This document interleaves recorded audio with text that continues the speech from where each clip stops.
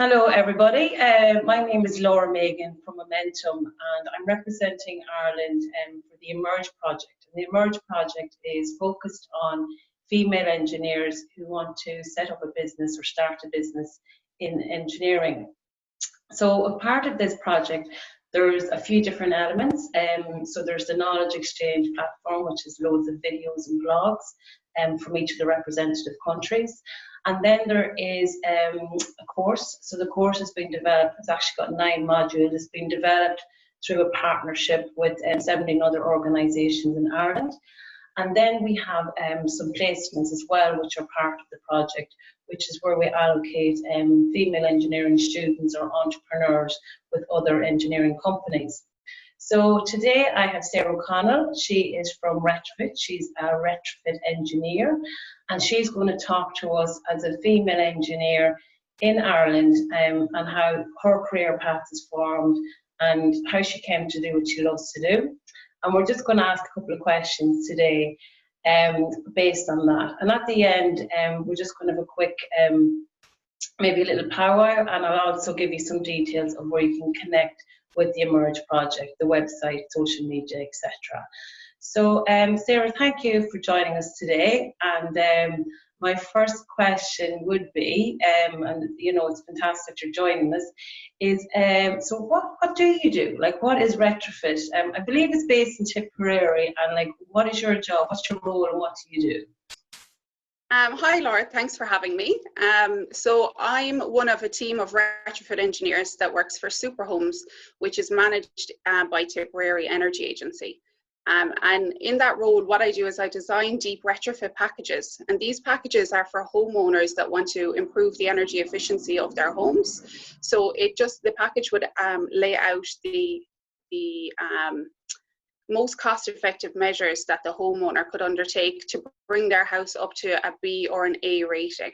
So if the homeowner then wants to go ahead with the retrofit, then we also project manage it from start to finish and help them to apply for any grants that they could qualify for. Oh wow! Okay, and is there any grants at the minute out there for such a project? There is. We're working towards the end of one of the round of grant applications. The government announced another round of grants, and we are expecting the terms to be announced for that in the next week or so. So we would foresee there'd be one more grant allocation towards the end of this year. So yeah, we're continuously working on it, and there is grants available at the minute. Fantastic. So how did you end up working with Retrofit? It's a long story. I studied in LIT. I did a Bachelor of Science in Sustainable Energy Management. So I did that for 4 years. And then when I graduated, it was in the middle of the recession. So jobs were kind of few and far between. But I actually got an internship with Limerick County Council. And as part of that, I worked on a project where I carried out energy audits for SMEs. And that was to try and identify potential energy savings for them, which was obviously a big deal during the recession, anything that could help keep businesses open. After the internship, then there wasn't really much work in Ireland. So trying to get any kind of relevant work experience was really difficult. So I decided, like most Irish people my age that year, to go traveling. So I went to Australia for a little while, stayed there for 2 years. And then I went to New Zealand. And when I kind of went to New Zealand, I decided to try and get back into it and get some relevant work experience, because I intended to stay there for quite a while. So I got a job with a charitable trust there called Community Energy Action. And that was really interesting. I worked with people that were dealing with fuel poverty, and they were also living in homes that had suffered earthquake damage. In 2011, there was a large earthquake in Christchurch. So after that earthquake, insurance companies and the government came together and they paid out for earthquake damage on people's homes. And one of the projects that I worked on would be helping people identify energy saving measures that they could incorporate into their earthquake repairs. So topping up insulation and installing kind of energy efficient heating and things like that. So it was really interesting. I really loved that. And then after 4 years in New Zealand, I moved back home to Ireland. And I started working with Superhomes. And I really like this job because instead of doing one measure here and one measure there, we're we're doing a whole house solution. So you know that the house is going to work as one, and it's just going to be a low carbon home. It's going to be warm and cheaper to heat. So it's kind of more satisfying because it's a whole package. So yeah, that's kind of how I ended up where I am at the minute. I learned probably, I was in Australia myself for 10 years, and it's great to see the insight how other countries do it, especially when you bring in the whole element of earthquakes. So obviously there's different materials, different methods, different outputs, you know, or whatever solutions you had to incorporate as a result of that, I'm imagining. Absolutely. I mean, even the houses in New Zealand, very little of them are made out of brick, or they're most of them are timber frame, because they get earthquakes so often that the houses need to move and flex with the earth when it's moving. So even that would never have entered my mind. It never would be something that I would think about. And there's different approaches that come with it. So it was really interesting to see how they did it over there. Well, and would the timber frame work on the bogs of Ireland? No. No. Timber frame houses do work here, but the houses in New Zealand, they know that they're not built for purpose, and they are a lot colder. A lot of them have single glazing still, so there's a lot of low-hanging fruit that can be done over here, whereas what we're doing here, the houses, most of our houses now have double glazing, and it's about fine-tuning it and kind of getting the whole house to work really well. So yeah, it was definitely really interesting to compare our homes here to their homes and what we're doing right and what they're doing right, and it gives you a whole new perspective. Brilliant. And I suppose, like, with the Emerge project, but what I found through my conversations and through getting to know the industry and the females in the industry a little bit better, there seems to be an imbalance still, even at this age, between females and, well, the ratio between males and females in the workplace. So what has your experience been around that? Yeah, definitely. I mean, in my current role, I feel there's a good balance. Our current CEO, Sheena, she's a female engineer. And on our Superhomes team, we have Janet, our project coordinator, and Heather, who's our customer service administrator. So there is a lot. I do work with a lot of females, and we're flying the flag. But in the past, I've definitely noticed that there's an imbalance, especially in the specific roles that I've worked in. I was the only female in my course in college, so that first week was a bit nerve-wracking when I walked in and realised that I was going to be the only woman in the room a lot of the times for 4 years. It was a bit nerve-wracking, especially because it was the middle of the recession as well. So a lot of the guys that were there, they weren't just coming out of school like I was. They were either tradesmen or engineers, and they were upskilling. So they had a lot of previous experience in the industry. But I stuck with it and graduated, and I'm good friends with a lot of them still, even to this day. So it was worth it, but it was definitely nerve-wracking on the first day. Well done. Yeah, it was actually fine. You know, it was a mission for those first few days, and then after that, once I got used to it, it was fine. They were all lovely kind of to be around. And I'd say, like, in the classroom, we'll say the classroom scenario, the guys are probably glad to have a female in there, because a female does probably tend to balance the room, even if there is only one, you know, yeah, to have a different perspective. So, like, how, like, I suppose it was an experience for them and an experience for you. So, yeah, definitely. like, what were the positives out of that, I wonder, and I suppose the negatives?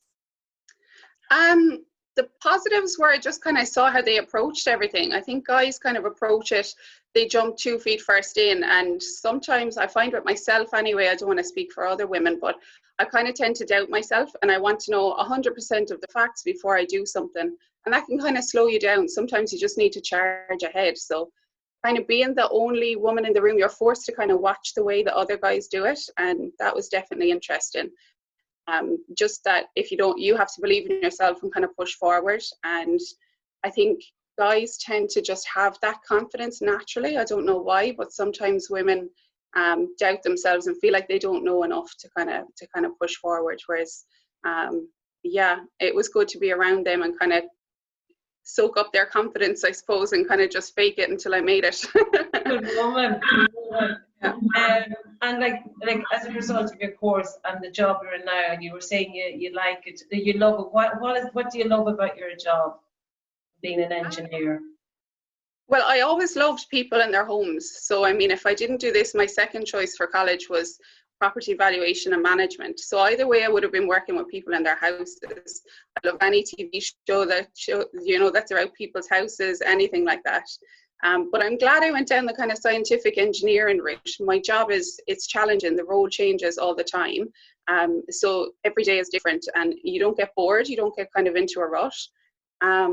It's rewarding as well. So as well as improving people's homes and making them energy efficient, the super homes is contributing to lowering Ireland's carbon footprint. So I feel like I'm working towards something. It feels kind of more important that way. And I work with a great team, the guys as well, and the women that I work with. They all come from various backgrounds, and there's a wealth of knowledge to tap into, and everyone has a different way of approaching things. So it can be quite an interesting team to be a part of.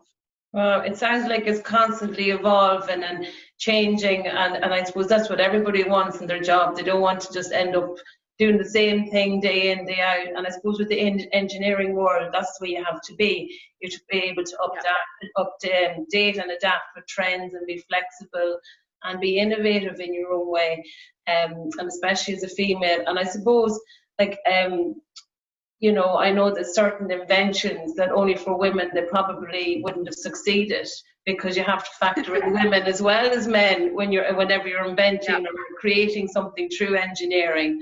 And I suppose, like, I'm just curious, like, what inspired you to actually go down this road? Obviously, you're saying you love wants to work with people's homes and focusing them. Was there anybody in particular that you saw doing it, or is it just you loved construction, or was your family involved in construction, or and then I suppose, like, what led you into realizing that it's possible to be a female in engineering? I actually, when I was flying from Australia to New Zealand, on the plane, I sat down next to this woman, and she was, I don't remember her name. I don't remember anything about her. Only she had brown curly hair. But we got chatting, and she asked me what I did, and I had been a barmaid and a waitress and just doing odd jobs while I was in Australia. So I said, "Oh, I'm a waitress, and I'm going traveling, and I'm going to New Zealand." And she was telling me about her job, and she actually worked for the BBC, and she was on holidays or something. I don't know why she was in New Zealand, but she was telling me all about her job. And then she asked me if I had any qualifications. So I told her about my degree, and I told her about my internship that I had done, but I hadn't been working in it for 2 years, and there was a recession, and I'd kind of been defeated against it at that point. I kind of thought, oh, there's a recession, it's just not, I'm not going to get anything from it, and just kind of wrote it off. And she kind of gave out to me and she said, you should always just, you should introduce yourself as your highest accomplishment.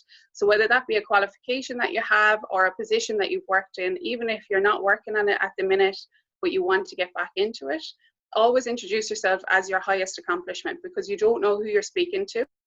And if you're looking to get a job, or if you're looking to change the position you're working in, that person that you're speaking to could be your next opportunity.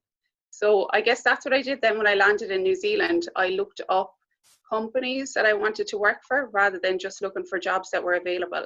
And I reached out to them directly and just, I asked if they had any jobs going, because I wanted to be in the company rather than in a position that I had done in Australia that mightn't be necessarily what I wanted to work towards. So that's how I ended up getting the amazing opportunity to work with Community Energy Action. And then that led me to the position I'm in today. That's fantastic, because, you know, actually the same kind of happened to me. No way. In Australia, tourism is what I love. Like, that's what I have a master's in tourism. And when I went to the mining sector, which was over in Perth, so it was dominated by mining, very little tourism. So I wasn't actually getting the one-to-one or direct contact with the tourism companies in the tourism industry. So I found out I was invited to an event, which was their Christmas event, where they all come together. So there might be over 600 people. So what I did was I actually developed a little Christmas card, and inside the Christmas card was an invitation to a cup of coffee, and the other side of the Christmas card was a mini version of my CV. So, oh, no way. Brilliant. So what I did was I interviewed them at the event. And then what I would do is, after the conversation, I would say, "Oh, here's here's a little Christmas card for you." And I actually got 4 rolls out of it. Yeah, they just thought it was funny and different, and they got to know me as a person first. Because I think that's really important. Is like you were talking to that lady, is talking to people like a person first, and obviously, you know, identify yourself as your career. And then, because people buy people, and I think with women having the confidence to be who you are, you have your qualification, you know you can do it, you know you have the intelligence and the capability. And just in saying all of that, like, what advice would you give, Sarah, to any female going into the engineering industry or trying to go down the career path, or even in the education? And what would you give to another female entering into the industry? I mean, I would just say follow your own strengths. I remember when I was in 6th year, I was in 5th year, and everyone chooses your subjects based on what you want to do in college. And I remember a lot of people doing like teaching and specifically going towards college courses because maybe their friends were doing it and they kind of wanted to know somebody and they were nervous. But I would just say follow your strengths. You don't need to know exactly what you want to do in the future, but if you keep to your strengths and keep pushing, you'll end up where you need to be. And I would definitely say to look at engineering, because there's so many different fields of engineering. There's probably a type out there that suits your specific strengths. And it is such a good career path. I mean, it's challenging, rewarding. You can have a good work-life balance, and there is opportunity a lot of times to move up the employment ladder, and it can be well paid. And obviously we need to close the gender pay gap, so we need to be in the jobs that mostly men are doing to kind of help push that forward. Fantastic, that's really good. And Sarah, I just want to take this opportunity to thank you for joining us today. That was a really interesting story, some fantastic tips and advice there. And I understand you have a little daughter, 4 years of age, so the next generation coming up, you know, it's important that we just talk about it and that we show people we're working hard, but we're here. We're available to talk about our experiences and to and I suppose what would be a great thing is to get schools, because engineering isn't thought of as a subject in school, where schools will probably open up where engineers, females in particular, could come into schools and explain their careers, because a lot of students, when they're going into college, they haven't a clue what the actual engineering course is, what it's about. They have the title, but they don't know the level of detail or the types of jobs maybe that you can do as a result of that course. So So well, I just want to say to everybody, thank you for joining us today, and Sarah, and looking forward to seeing you around the next corner and what you get to do. And just anybody wants to know more about the Emerge project, it's www.emergeengineers.eu, and we also have a Facebook page as well. So that's www.emergeengineers.eu. And I hope you all have a lovely day. So thank you for joining us. Bye-bye.